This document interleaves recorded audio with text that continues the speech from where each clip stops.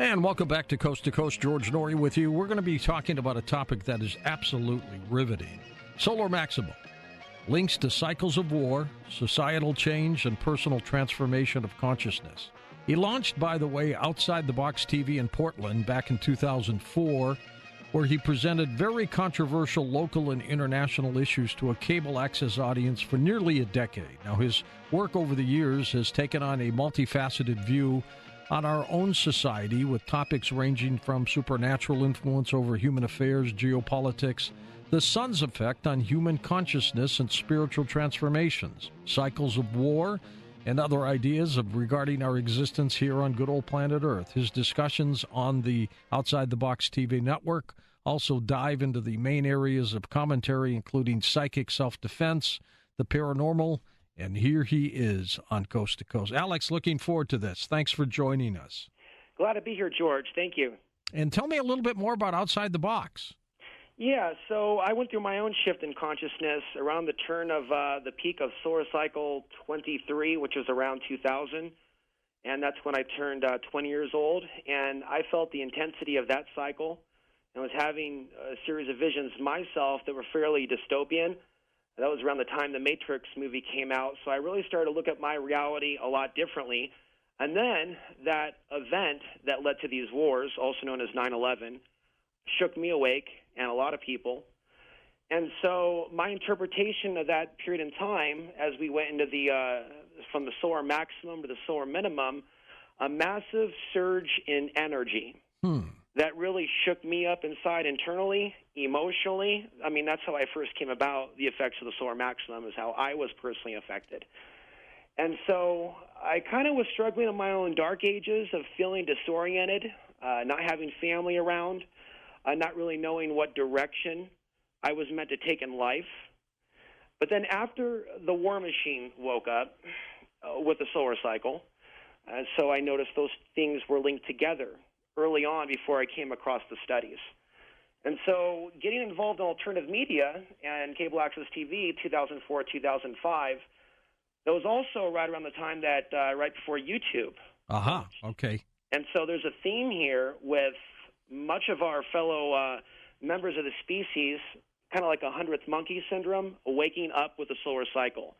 And so in different parts of the solar cycle, I've noticed my own sensitivity and ways in which I've been more productive, and then other periods in which I'd rather live off the grid and be tapped more into nature than the city. How did you tie this in, Alex, to the solar? To the solar, as far as the research is concerned, you know, it really starts around 2007. That's the period in which I became convinced that the endgame scenario is a stage-managed World War III scenario. And there's reasons why that came to be, including the fact that Portland, Oregon hosted a drill called Top Off 4 in 2007, where all these alphabet agencies were doing a mock terrorism drill. What shook me up was seeing how Russia and China, also in 2007, under the Shanghai Cooperation Organization, were doing their own drills. Meanwhile, the DoD was running drills in aerospace. And so I was looking for clues after that as to when we potentially might see this event.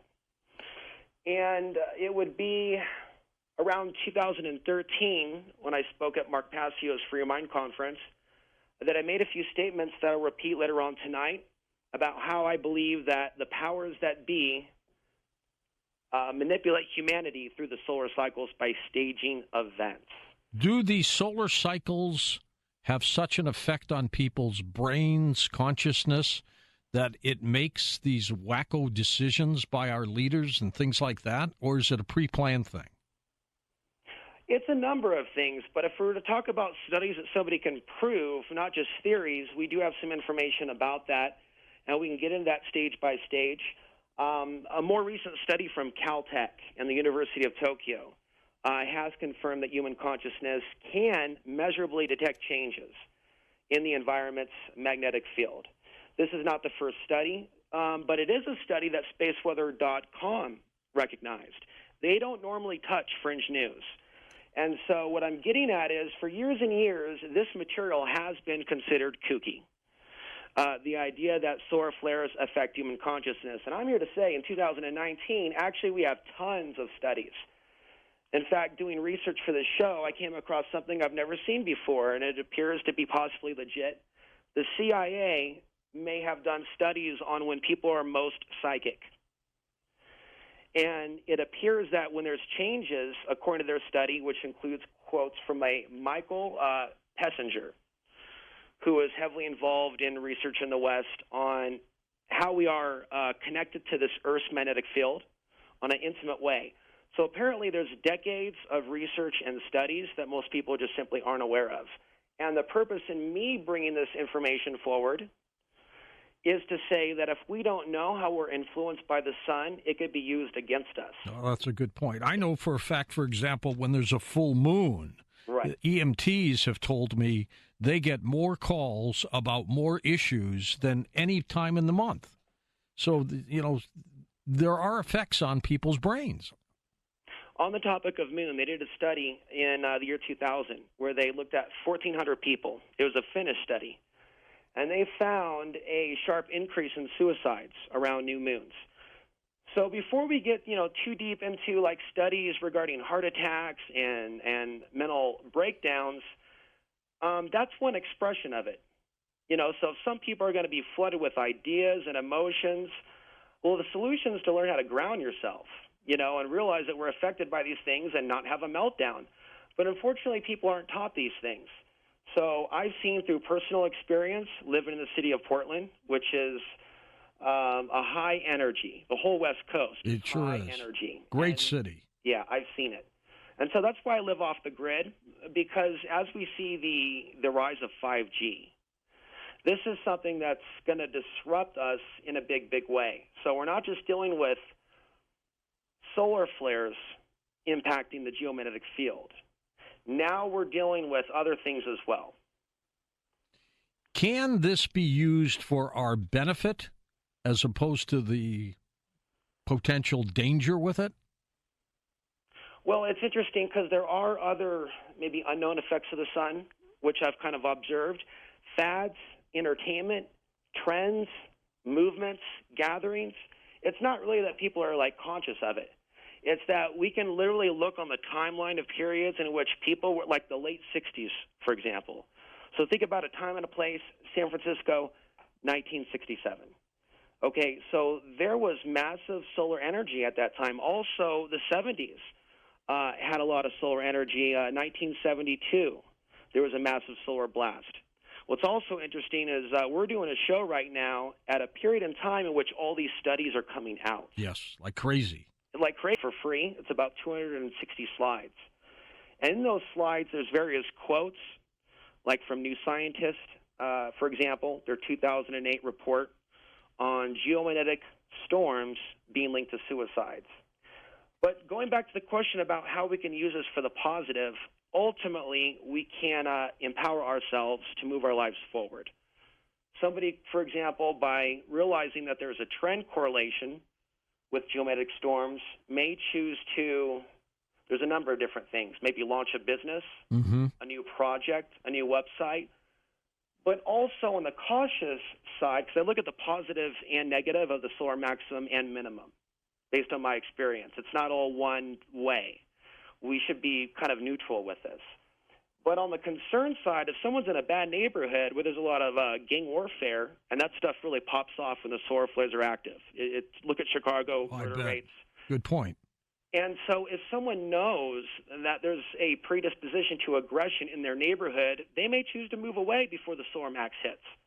And so that's the advice. I'm really bringing this information to help the most people. Alex, we're going to take a quick break. We'll come back and talk more about your work, Solar Maximum. I'm George Noory. We'll be back in a moment on Coast to Coast AM. And welcome back to Coast. Alex Ansary with us. His book, Solar Maximum, his websites are linked up at coasttocoastam.com. And Alex, how can people see your Outside the Box TV?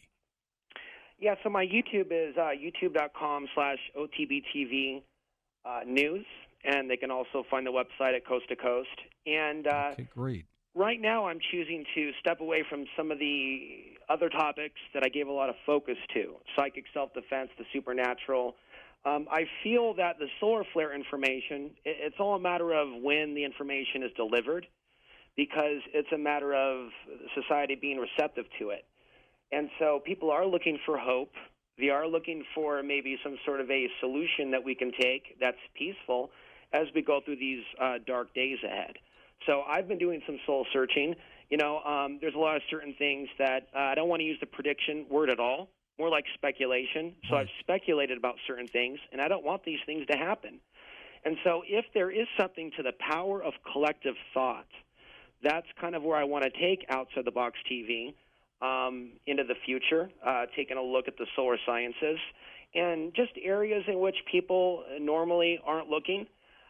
Over the years, the themes have generally been off-grid living, looking at the sun, looking at geopolitics. One thing I learned about the paranormal, one has to stay very strong. If they're going to be going in a direction talking about the archons and rays and UFOs, it's actually something that creates some strange energy in one's life. So by jumping into this stuff young at 24 without knowing any better, I opened myself up to a lot of weird stuff. Well, it's like playing with a Ouija board. Yep. Same kind of thing. And so people are looking for hope right now at a time in which I believe that they want to program us to not have any hope, and by design to be at each other's throats. And, this 5G thing that's being rolled out is in the hundreds of gigahertz, apparently. Yeah. And it's something that our bodies are just not prepared for. I'm a little concerned about that. I mean, these signals are going to be bombarding us from everywhere, aren't they? It is. And so let me just say this briefly. My unique take on the sun is, how do we know that the solar flare kill shot isn't divine intervention when the robot apocalypse is upon us? Or just cut to the chase. We don't. In the end, I think that the sun may be a liberator from a worst-case scenario. Where do we stand with the next solar cycle? What's up there with that? Okay, that's a good place to start, because in looking at where we are now, we're in a minimum, but the next cycle is expected to start anywhere between later on this year to 2020.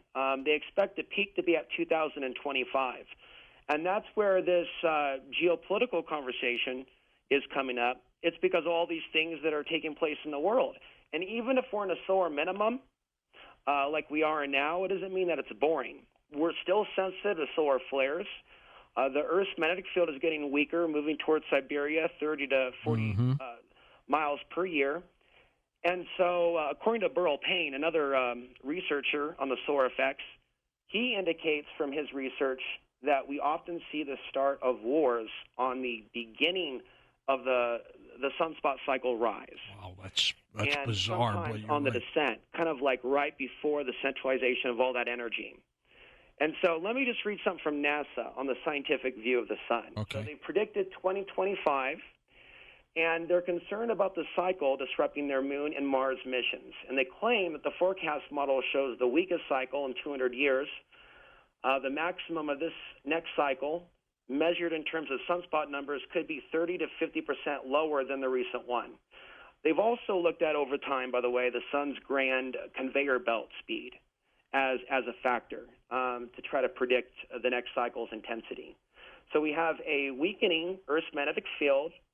We're right now being increasingly affected by cosmic rays from weather balloons in Northern California. They've detected an 18% increase since 2015. So according to the Space Weather Prediction Center, the maximum will strike no earlier than 2023 and no later than 2026. Is that our window? That looks like that's a window for a number of events, which is interesting because we have a major eclipse coming up in 2024 that kind of makes an X over an area not too far from St. Louis, Missouri. And so there's a few blogs out there that are talking about this mysterious X from the 2017 total solar eclipse and the 2024. And so that's interesting because many people believe that the eclipses are a sign of war or another omen. I'm aware that there are also views of the potential for a transformation of consciousness for the positive. Let me pause and say the way that I'm looking at this, we're not all responding to the changes in the sun the same way. I believe in collective consciousness shifts, but some of it zombie apocalypse level consciousness shift. Is this good against evil, Alex? This is absolutely good against evil. This is how I perceive the solar cycle. It's a battle between the forces that want us to be slaves and that part of us, the divine human spirit that refuses to submit. A very famous quote, but that's what it's about. So the reason why we see unrest, riots, revolutions, even a fight in the streets, we may be disgusted by it, but it's because that apathy factor is not as strong. The apathy factor, I believe, is stronger during the solar minimum. So if there's certain things that the elite want to do and they don't want the people to react, they'll do it in a minimum. But if they want the people to react, they'll do it in a maximum. And we already know through their control of the algorithm that they can direct revolutions, they can control fake news. And so I believe that the research of the Russian scientist of the 1900s, Alexander Chizhevsky. It's hard to say his name. He was an expert in solar flares, in sun cycles. He's the main guy yeah. that discovered this 100 years ago. And he was actually sent to the front lines in World War I. And it was there that he saw sharp increases in battles, viciousness, all-out bloodshed. And so when I came across his research in 2009, or blogs about him, dots went off within my own consciousness, lights went off, if you will, with regards to human rights in Portland that I was seeing in 2010 as the solar cycle woke up. Right. I would wake up from a deep sleep like a flash and look at spaceweather.com and see that I was literally responding to real-time solar activity. So it would be in that period about 10 years ago that I started looking at my own sensations, direct correlations, and looking at how the thesis of Alexander Chizhevsky, and he is someone that was locked up for his ideas. Yeah, he died in 1964, pretty penniless, I think. He did. After penniless, he had an illness, but it would be after that that Russia would recognize his work. In fact, today they give medals in his name. And so, you know, there is this history, it's a little disturbing, of solar researchers from Galileo to a number of people, a certain level of persecution. Now, when we hit the solar minimums, Alex, what happens? People calm down? So the solar minimums, according to Alexander Chizhevsky, and it's not an easy name to say, but the other thing is a lot of his research is still in Russian. And so we only have so much of it in English. But he did find that the minimum portion, and I found this out as well, has more of a calming, less emotional overtone. I personally have gotten way more work done. We're having this conversation in a solar minimum that some people call a deep solar minimum. And it looks like the government did do a study on the effects of remote viewing and when it was most effective. And so this is very, very interesting that there's a sense of balance at play with both of the cycles. So if someone was aware of this, you know, they could strategize to try to get more things done in the quiet before the storm. Sometimes we need that quiet to get something done. Or I'm wondering if there's a way to maximize the storm to our benefit. Maximizing the storm to the benefit. I mean, all of this power that is coming from these solar storms, if we could harness it somehow. If we're getting on a metaphysical level, as far as collective consciousness and stuff, sure. That is something that I actually am beginning to explore more of. So Burl Payne did some studies back in the 80s to see if mass meditations could quiet sunspot activity. And somebody could say, why would somebody want to quiet sunspot activity?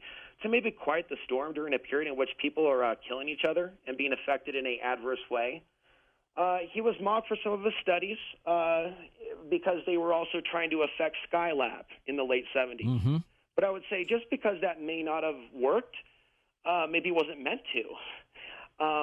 And so when we look at Dion Fortune, okay, and I saw some references to her on the Coast to Coast webpage on a day in which I felt like looking into more of her work. Mm-hmm. Timing. Right. And so she engaged in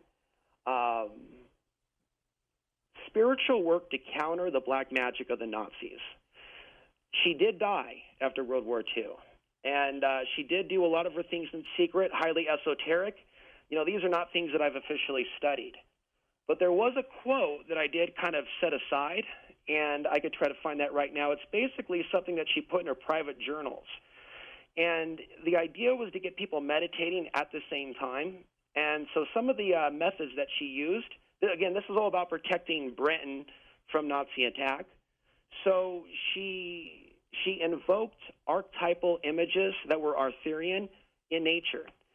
And let me go ahead and read one passage right here. Sure, go ahead. Okay.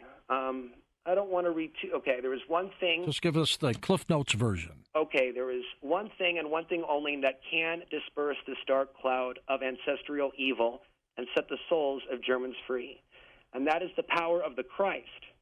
And we must bring this power to bear. Let us visualize Germany as a vast marsh of human helplessness and ignorance covered by the thick black cloud of ancient evil. The sunlight of the Christ cannot reach it to dry up the stagnant waters and give it health and fertility until this cloud has been dispersed. Then let us see the angels of the Lord hovering over it and directing lightning flashes at it from the points of their swords. So I'll stop there, and it goes further. But she's invoking Christ. Yeah, she brings in spirituality. And I think that's important. And I actually caution against people leaving God out of it. So I'm not encouraging reckless magic. I think that a society, if they were to collectively turn to the Creator in a time of national emergency or invasion, if they are of high moral caliber and they're naturally corrupted, that their prayers may be answered. But people just trying to work the elemental forces without bringing God into it and maybe doing nefarious things themselves, I think that just brings bad luck. Well, Alex, we're in a solar minimum now, right? Mm-hmm. Why does it seem that so many things are tense? I mean, this situation with Iran is tense. North Korea is tense. Russia is getting tense. Mm-hmm. It just feels like something's going to explode. I mean, I can feel it. I was at a luncheon today, and 75% of the people in the crowd feel something. I don't know what it is. We don't know if it's good or bad. But if we're in a minimum, what's going to happen when we're in a maximum? Right. And so we are not always bombarded with cosmic rays, but certain areas on the planet have certain levels of magnetism, for example, based on elevation. And so certain areas may be hit with more of this radiation, and people could be reacting to it, radiation from the cosmic rays, other things, as well as a weakening Earth's magnetic field. So even during a solar minimum, people could be driven a little bit crazy. As far as the technology, it's not natural even for the 5G, or the 4G rather, and some of the other technologies that have become so normal. So those things are going to catch up. In this minimum, by the way, there are some crop losses that have a lot of people concerned. Of course, you've had suspicious observers on. There's many channels that specifically focus on between now and 2030. So, when we talk about UV radiation and other things that are taking place, they do admit health risks from these high-energy particles. Oh, sure. But there aren't any actual studies that I know of specifically on cosmic rays. But here's what I can say. I've watched all the things taking place in my hometown regarding Portland, Oregon's unrest. And ever since 2015, it's just gotten worse. Are you using Portland as like a template with this? It's been a big template within outside the box. I have used it as the micro for the macro of the fallen world. Yes. It's a beautiful city, but it's a city where like a lot of micro-social ills can be found within the so-called progressive image that a lot of people want to hold up. It's actually a city with a lot of problems. I hear the homeless is out of control. Oh, all across the West Coast. And, this gets into solutions regarding dealing with solar flares, wars. Off-grid living is not allowed as it used to be, including overnight parking. As more people become homeless, more overnight parking signs are popping up. And America needs to put aside its political differences and realize that, in my opinion, no one politically is standing up for the homeless and recommending solutions other than the welfare state, so-called affordable housing, Section 8. It goes on and on. Alex, hold on for a sec. We'll take a quick break. Let's come back, talk more about this and these solar flares. And also, we'll take phone calls next hour on Coast to Coast AM. Thank you for listening to Coast AM on our official YouTube channel. I'm your host, George Noory, and don't forget to visit the Coast Insider membership area on coasttocoastam.com, where you can access our past, upcoming, and classic shows. That there is something called catastrophobia that seems to happen to us, where people in the peak of the solar cycle, we tend to freak out more and think that everything is crashing down. Is that because of the cycle? Absolutely. So we have a Y2K catastrophobia cycle. I'm coining this. There's a number of things that I've coined that are not other studies, but it's my own idea. 2012 was also that. And so I noticed people that I knew at the time that were selling survival goods, whether they knew how to work the cycle or not, I just noticed there was a cycle to selling a lot of stuff. And, it's an influence over the business cycles of survival goods. And Alex, before we go to calls, tell me your thoughts more on the global powers manipulating world affairs during these cycles. So I believe that there's, just like people talk about a hypothetical room where JFK is shown to world leaders, presidents, to keep them in line.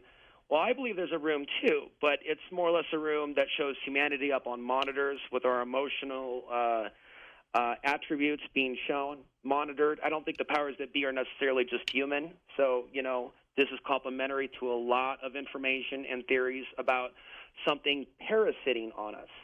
And so it does seem that we as humans are high-energy beings, especially when the solar flares kick off, like we're emitting some sort of a light. And so I believe that we are manipulated from on high, from the unseen realms, to go in certain directions that unfortunately lead us to our souls being bound to this world. So if people could be led by the nefarious forces that be, globally, even beyond government, to do evil things, it's about entrapment. But let's step back and just look at the governments and leave the more esoteric side. There just seems to be a method to the madness with certain events happening on the timeline. Testosterone is higher in the body during peaks and geomagnetic storms. So let's say there's an agenda to get a bunch of people into a war. The idea is the launching of certain things at a period in which physiologically they're already ready for combat. And so there's not a lot of studies yet on the testosterone end, but that's the likely culprit with regards to the increase in violence. Also changes in the brain. The pineal gland, the melatonin levels in the brain also go through dramatic changes as well. And they're aware of this, so they know how to use this. Yeah, that's the point. Long story short, we can look at Alexander Chizevsky's work and realize that, I'll mention a few things briefly. After his research and his death and whatnot, where did that research go? So I'm going to mention this briefly because it was declassified 2 years ago, that the U.S. and the USSR ran high-altitude tests from 1958 to 1962, where they were toying with the geomagnetic field. And so they were already manipulating the geomagnetic field through these explosions and other things. And so this is like new information that's just come out. Maybe that's what HAARP's all about. And I think so. I think that HAARP does not necessarily act alone. For example, let me mention two events, Fukushima and Katrina. HAARP is suspected with both of those events, but both those events saw an X-class solar flare in the days prior. And so I think if HAARP was used or other technologies, they're actually harnessing the power of the sun, the natural energy that's already there. And one more brief little new headline, this is from the last month. Now NASA is saying that something else is affecting the geomagnetic field other than the sun. They are calling it HR 9024, and they picked up on a CME produced 450 light years from Earth. So not to overcomplicate things, but we know now that there is man-made influence tampering with the geomagnetic field. We have 5G, and then we have these other stars getting in our business other than the sun. We can't win. Let's take some calls for you. Let's start with Bill, truck driving in the state of Washington. Hey, Bill, go ahead. Hey, George. Hey, Alex. All right. Hey, I have a healthy skepticism, but an honest respect for what you're doing. The reason why I'm a little skeptical is because I believe climate change, man-induced climate change, is a fact. But I don't think one is exclusive from the other. Like, for instance, solar output does not negate climate change or human-caused climate change, and vice versa. They don't negate each other. I think they both can be going simultaneously. But my question is this. Have you ever looked at, like, a historical correlation? Like, for instance, Akhenaten. Akhenaten means, the sun, a worshiper of the sun. All right, and there's been others like Louis XIV in France, the Sun King. Have you ever tried to correlate a historical, comparison between sun worship, the increase in sun worship around the world, and the increase in volatility, social volatility? And the other question I have is this massive dark spot on the sun that was discovered in 2017, which does seem to appear to be some sort of arrest in the helium-hydrogen cycle of the sun, and some sort of massive arrest. And it seems to be growing. Have you looked into that? And then the third question is, do you believe that this could be stimulating some sort of survival response in humans, like in the difference between individualism and communitarianism? Like, I mean, that gets into some deep, really survival, genetic survival of the species. I mean, in other words, there may not be anything to stop it. Take a few of those, Alex. Go ahead. Well, those are some good questions. I don't know if I can answer them all, but what I can say is Newsweek came out recently and saying that maybe the decline of the Neanderthals was tied to a recent or a past decline of the magnetic field. And they also came out with another study saying that it can happen in less than 100 years in our lifetime. That was last year. So I definitely think that we could be responding to this type of collapse that's taking place. And there are these cycles. There's been many guests that have talked about these long-term catastrophe cycles. I'm still studying the ancient past with regards to what was believed about the sun. And that's a side study. So I wrote 100 pages in preparation for tonight's show, over-prepared. What I'm saying is for people, if they want to sign up on the newsletter, I'm going to publish something else probably in a few weeks after I edit it and add citations.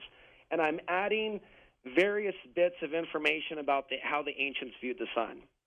And so I'm still determining certain things and researching certain things and sticking with what I feel confident talking about, not getting too deep in some of the controversial climate debates, but talking more about something that I do believe is grounded in science, as well as discussing things like meditation, grounding to the earth, bringing in the cosmic force. I do believe in meditation, always have. And so that is something that I do recommend. We're affected in different ways by this, and so that's about where I would answer that. As far as one additional thing, Mesa Verde is a place in the Four Corners, and they just discovered in the last couple of years that the site that the Hopi were using has some sort of mathematical equation similar to something seen by the Greeks or earlier ancient civilizations, some sort of a mathematics used in their sun temple. So one of the questions that people are looking at, one of the answers they're trying to reach is how could that be? And so I think that America, for example, may have been an ancient civilization many, many thousands of years ago. And that may connect with that. And so on a spiritual level, I believe that I'm in Colorado and near New Mexico because of the spiritual significance of the area. Maybe even a significance in future catastrophic events in the future. Maybe this area could be safe. So, Alex, he was talking about this massive dark spot on the sun, and there was one a couple of years ago that scientists thought could throw off some huge flares and really play havoc with us. How often do those dark spots, big ones, like this one was 75,000 miles wide, how often do some of the big ones occur on the sun? I'm not an expert in all the mathematics of that, but there is some phenomenon that I have noted with regards to large sunspots. There was a large sunspot before Roswell, for example, in 1947. So there may be a paranormal connection with the sunspots and an increase in UFO sightings. I am convinced myself that there is a connection with certain paranormal, including increased perception. But there is a new article that also came out this month that talks about influences that can cause sunspots to erupt, like new science as to what can influence the sun to immediately wake up. And it has to do with, let's see, bring it up here. Planetary orbits may explain mystery of sun's 11-year cycle. The tidal forces of Venus, Earth, and Jupiter influence the sun's 11-year cycle. And then there's other things that have been done over the years about planetary influences that can come in and cause the sun to go very active or become very active. So, how did that late Russian scientist, Chvevsky, how did he know this? How did he discover this? Well, according to the biography information available, World War I was erupting around him. He was also involved in studying the effects of ionization. So he's the founder of heliobiology. So he was into this. Yeah, he was into this, and like I said, he's still being recognized. He's recognized to this day, but he wasn't when he was alive. So it looks like he did 8 years in the Gulag and then 8 years in the coal mines. There were people that followed him. People may want to look this up. And I'm not interested in challenging anyone's religious beliefs. I'm just here to share information because, I'm convinced we are going to be going through some heavy stuff in the 2020s, and they might as well be presented with this information because the field of mental health should be aware of this. Oh, my God, yeah. It's going to be huge. So I can mention this briefly because this is really important. So hospital admissions have been documented to go up. We have a couple people that followed him. The name is Professor Raymond Wheeler from the University of Kansas. And so he confirmed the data of 2,500 years of battles, wars, and peace. Now, on the slideshows presentation, the gallery at the website, there's a chart for the last 300 years that shows where the sunspot peaks are in major developments, major wars, major battles. Key ones, the Revolutionary War. I believe that's called Sunspot Cycle 2 or 3. They started in the 1700s with their counting here in the West. 9/11 occurred during the sunspot peak. The Civil War, that period around the Carantine event, also. Yep. And so we do have documented history of these events, of this correlation. And so Raymond Wheeler was a part of the confirmation of this. There's a couple other names that come up as well, Edward Dewey. And briefly, like the 11-year on average solar cycle, but it ranges. Sometimes it's 8, sometimes it's 13. But each phase of that has kind of a definition to it. So I'll read this briefly. Number 1, a 3-year period of minimum activity characterized by passivity. Number 2, a 2-year period in which the masses begin to organize under new leaders. 3, a 3-year period of maximum excitability, revolution and war. 4, a 3-year period of gradual decrease in excitability while the masses are apathetic. So way back when, they were figuring out the general personality tone of the masses based on their studies. And without a doubt, intelligence agencies have probably been using this against us ever since. First-time caller Rye is with us in Edwardsville, Illinois. Welcome to the program, Rye. Go ahead. Oh, buenos noches, George and Alex. Hello there. Hello. Yeah, well, my first thing is I'm a sun worshiper, and I build concrete pyramids, and I paint suns on them, so I'm a big fan of the sun. All right, great. And second thing is, this is kind of off topic, but I wanted to get your opinion on it. Two of my favorite human beings of all times is Nikola Tesla and Edward Lee Stallion. And I really compared a lot of their life story, and they really had a lot in common. And they both knew about, Mars having water on it, and I'm kind of thinking they were both probably aliens. That's just my thought on that. And the third thing was, if there is indeed a secret world government, who do you think could possibly be the leader? Could it possibly be an alien? Interesting questions. Well, let me address the Edward Lee Stallion, who developed Coral Castle down in Florida, who always claimed that he knew the secrets of how the pyramids were built. I don't think he was an alien. I just think he was somebody who had incredible knowledge of the pyramids and magnetics, and he was able to build Coral Castle by himself, but he understands sound resonance and how to move blocks of stone and everything else. In terms of Tesla, what do you think, Alex? Was Tesla an alien? No, I don't have a strong opinion on that either way. I don't think that we're alone in the universe, but I'm not necessarily going to indict him into anything. But what I can say is there is this period in which people definitely seem to have this. You talked about the potential for positive things to come out of this. It's the brilliance, it's the innovation, it's the technology. The other side of the war stuff, see, I think we're at our most powerful when we get hit by these blasts. And so if he had a transformation of consciousness, Tesla, based on information coming in, right, I don't discount the possibility that someone could have a brilliant moment of insight. And also, it wasn't just Chizhevsky. It was also Einstein, Velikovsky, others during the time of World War I that were doing this amazing research into the sun. And we are here now, 100 years later, repeating that renaissance. And that's going to continue, this knowledge about the sun, how we're connected to it, over the course of the next few years. Don't forget his YouTube channel as well. And welcome back to Coast. Alex Ansari with us as we talk about solar maximums and solar cycles as well. And Alex, anytime there's a breaking story like this and you want to come back on, you just let us know, okay? Well, thank you. Yeah, this is probably a good time to let people know that the Iran oil tanker explosion news seems to correlate with the geomagnetic storm of June 14th. Interesting. Then there's a few other geomagnetic storms in the last month. We saw a crane go down in Dallas after a freak storm came through, and it smashed through an apartment building and left hundreds of thousands of people without power. There was also a massive protest in China with 1 million people.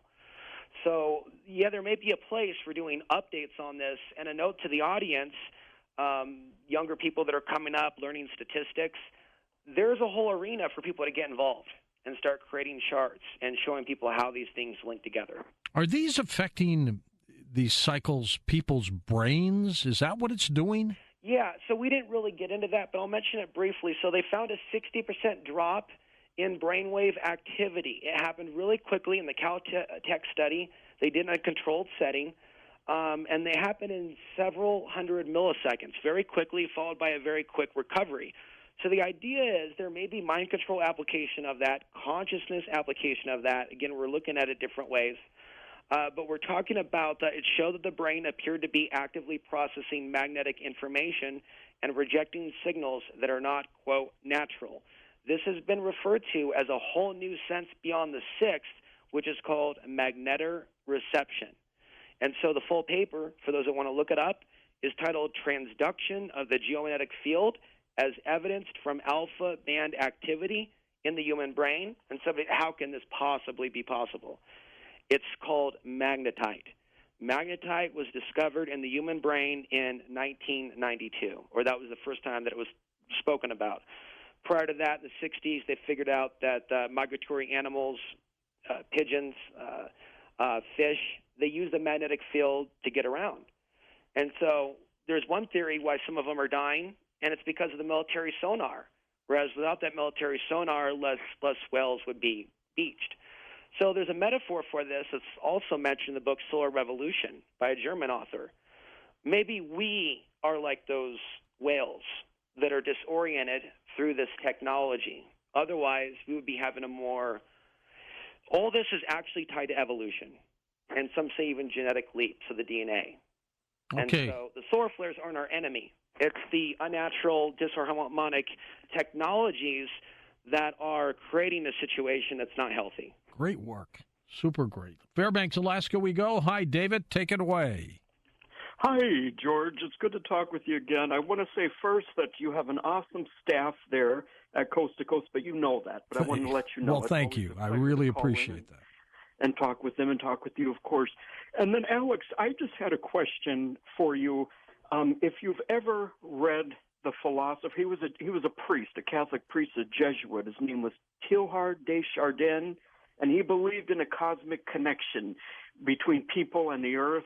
And he was a famous Jesuit. He was actually the inspiration for Father Merrin in The Exorcist, because William Peter Blatty was a fan of his writings. But if you haven't heard of Teilhard de Chardin, I suggest you do, because a lot of what you're saying was in his writings, and they were from the 40s and 50s and 30s. They're controversial, but they're pretty cool. So I'll just take your answer off the air, and it's great listening. And David, let me quickly ask you, did they admonish him? Did the church admonish him at all? They did. Actually, that's a good question. They did at first, back in the early days, because they said, well, his writings are just too odd. They're too strange. But something happened, and I think it was, I don't know, maybe it was the influence of the Jesuits. I don't know. But eventually the Superior General talked to Rome, and Rome, because at first his writings had to remain private. They were told, the church authorities told the Superior General of the Jesuits, his writings had remained private because they were so controversial. But eventually, and this was before the 1960s, before Vatican II even, some permission came down and his writings were able to be shared, and maybe more so after Vatican II as well. But anyway, but at first, yes, the answer to your question is yes. And he died in 1955. His first name was Pierre Teilhard de Chardin. Yes. That's got to be him. Okay. All right. Got a few familiar at all with him, Alex? I'll have to look that up, but one thing that I can say, so we've seen also articles about the Earth responding to the sun, like responding with a blast of its own. That was early 2012. So we also have scientific articles that maybe suggest a consciousness connection between the sun and the Earth. I think that's a very interesting conversation right there, and that we're caught in the middle of it, these interesting energies. And so I think that it's possible. He was born in 1881. He came up with what was called the Omega Point, which had to do with consciousness and the universe combined. So, he was on to something. And Velikovsky and his research on collisions and cycles is also some new material that I'm going to be looking at, too. Interesting. Okay, next up, let's go to Joe, Long Island, New York. Hey, Joseph, go ahead. Yeah, hi, Alex. I have a two-part question and a speculation. It's interesting that you were saying about meditation affecting events off the planet and, say, Venus or even the sun itself, but how would I know if my meditation was actually doing that? And then with the fake news, do you think it could have branches, almost like being an octopus and going all directions and, more so even dangerous? And then my speculation would be, if the sun was, say, if we were, say, at 92 million miles from the sun instead of 93, would it be a degree warmer at the beach? Would it be 10 degrees? Do they have an idea of that, or they don't really know, or can they computer model that? I know we only have the one sun. It's not like Jodie Foster; she had two in her movie Contact. Mm-hmm. Well, as far as the first question with being able to measurably quantify effects, there's ways in which people can organize that today with way more resources than I that are able to do that. And so I would recommend that people with an interest in that. Of course, there's the Global Coherence Project, Princeton University study on maybe numerical machines being affected by brainwave activity on the day of 9/11. There's a few past things that are clues. The Princeton eggs, I guess. Yeah. As far as the fake news web, that's kind of a different conversation, but it's not over. And so there's definitely a technique when we see what they do. Even when it came out that there was disinformation on Facebook, they focused on certain campaigns in key states. That's not by accident. So there isn't really a lot of good information that's really just exposing that stuff, because we're dealing with nefarious forces, frankly. And so we're not out of the woods yet. In some cases, it's good to maybe quit social media and be very careful, like what you expose yourself to. And so that's one of the things that I try to do now more than last year and the year before, is try to steer away from social media. If I feel like writing something, I'll write something and post it on my article. But we need to start taking care of our health, mind, body, and spirit. As these technologies come in, at the very least, meditation is powerful to remember who we are, to tap into that inner knowledge, that power within. Trying to change the world and collective manifestation aside, we need to be able to come into center when we're dealing with other things that are trying to throw us off center. Alex, is there an intensity to these solar events where these events are just so huge, like the 9/11s? Oh, where we have a concentration, where you have solar peaks, but again, solar minimums are not boring. We've seen recent events, and so when it's a quiet part of the cycle, and then things ramp up real quick, you can have riots all over again, or protests. Mm-hmm. And whether it's positive or negative, that's a matter of our opinion, placing judgment on the expression of that. So it's like the sun amplifies everything, simply said. So if we're already steeped in something negative, it's going to boost that. If we're doing something positive, if we're working out, there's going to be some positive results there as well. Mm-hmm. So I think there's a war for our mind, in particular, when we see an increase in sunspots, because we're at our most powerful. So something out there in this world is trying to use our instincts against us. Now, I'm not really knowing how I'm going to be able to prove that to the world. I don't think I need to. I have just set my soul free. I have suffered the last 10 years with this information. I've dealt with horrible things. This has not resulted in a positive, happy, shiny. This has not been good for you. This has been bad for me. Well, this incredible audience gets it, Alex. Yeah. They sure do. Let's go to JW in Arkansas. Welcome to the show. Hi, JW. Hey, good evening, George. Hey. I am an every night listener, but a very rare caller. But the gentleman you have on tonight, I don't know if genius is the right word, but just being in touch with some things that, as a half Native American, that are really important to me. My question revolves around Nazi Germany and a symbol that they took.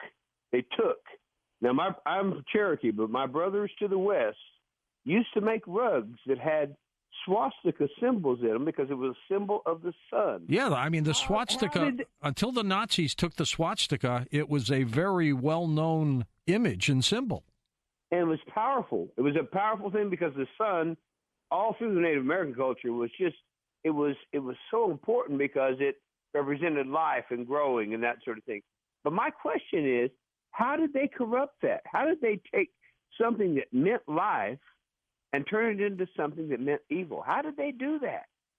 And I've researched it for since the middle 70s, and I still have not had any kind of answer that even gets close to let me understand that. And I'm hoping that Alex, who is this is a fantastic program, by the way, and Alex, I'll be looking at your work, but my goodness, how did they do that? It was by association. Alex, what they did is they took this symbol that was not negative by any means, and once the Nazis took over and started using it as their logo, basically, they corrupted it, unfortunately. Yeah, and I see how Hollywood and pop culture capitalizes on solar deity, even solar hero, maybe mythos that's embedded within our collective consciousness.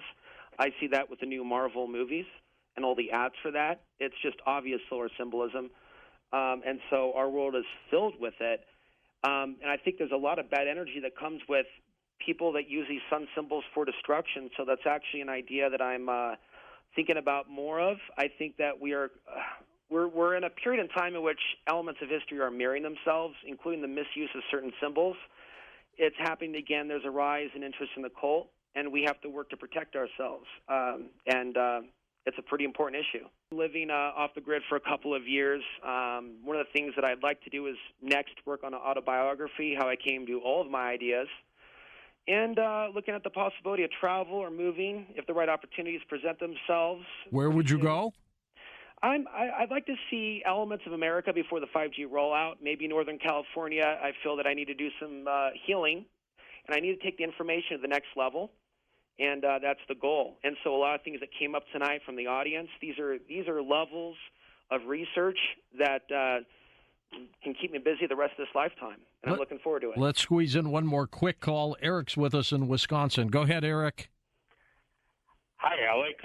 Hey, Eric. I'm your I'm your supporter. I'm your Patreon from Wisconsin. So yeah, you are so happy to hear you on Coast to Coast, and you are definitely setting the airwaves on fire. Wow, congratulations for making it on a Coast to Coast as a caller. That's a pretty amazing feat. Thank you for calling in. Oh, yeah. So, yeah, the question that I have for you is, have you tried to correlate the solar cycles with, like, say, some other well-known secular cycles, such as the Strauss House cyclical? 1 minute to go, Alex. No, if you can send me a link on that, I'll take a look, and I will continue adding information and documentation and new studies to solarmaxnews.com. Thanks, Eric. Wish we had more time, but the clock is ticking. But seriously, Alex, you've done a great job, and whenever there's breaking news that fits your expertise, give us a call and come back to us and pop on the air. We do a lot of news segments where we do quick interviews with specialized guests on breaking stories. You'd be perfect for that. That's a great idea. Thank you.